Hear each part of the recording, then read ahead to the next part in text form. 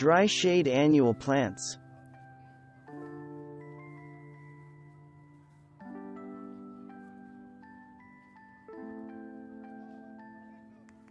Balsam is a member of the Impatiens family, and there are annual and perennial balsams.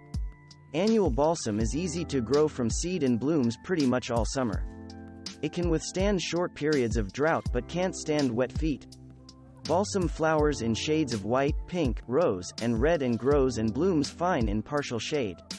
At 2 feet tall, it is one of the taller annuals. Drought-tolerant Cleome will bloom where it's planted. In full sun, the plants can top out at more than 6 feet tall. You probably won't get that much height in partial shade, but you will still get plenty of blooms and, as a bonus, pollinators. There are some stunning shades of purple Cleome as well as the pink and white standbys. Cleome is a self-seeder, but it's easy enough to pull out in the spring. English daisies are supposed to be perennial plants down to USDA Zone 4, so maybe they shouldn't be included here. However, because shady, dry growing conditions aren't ideal, they might not return next year. English daisies grow to about 12 inches tall, with pink or white blooms on top of slender, bending stems. White ones look like refined wildflowers, similar to Shasta daisies but with smaller centers. They're also shorter than Shastas. Many types of dwarf Nicotiana are available on the market in a variety of colors, but tall, white-flowered Nicotiana sylvestris is still an attraction. If you have a good-sized spot to fill, it grows about 5 feet tall and spreads 2 feet wide. In the evening its flowers face upward and it gives off a perfume scent to attract its favorite pollinators. It self-seeds, but in cold climates, volunteers may not be too problematic.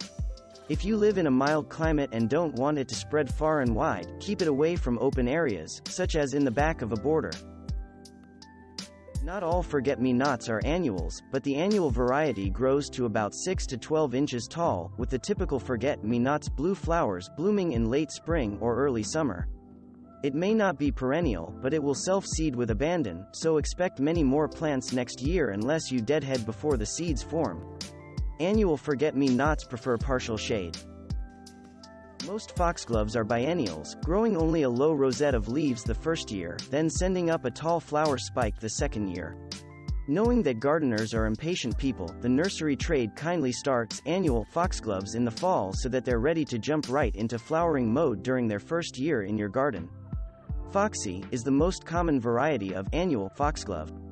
It's a dwarf plant, growing about 8 to 12 inches tall and coming in shades of pink and white, with the spots and mottling you'd expect inside the glove. Impatiens are the workhorses of shade gardens. They prefer a slightly moist shade but can grow and bloom without as much water, too. Just don't leave them on their own in a drought.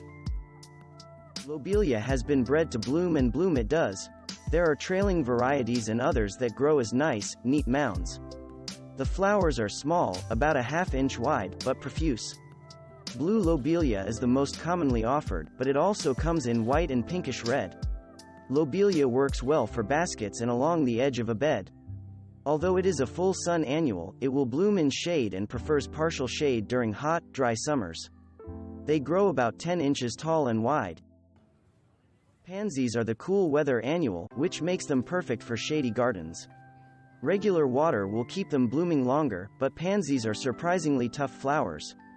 In hot climates, they'd actually be better off in some shade, since if they get too hot, flower production will slow. You can cut them back and mulch them if your summers get really hot to keep them going. But even if they stop blooming for a while, they'll perk back up when conditions improve. Deadhead them to keep them blooming longer or more profusely. Sweet Alyssum is underused in shady areas.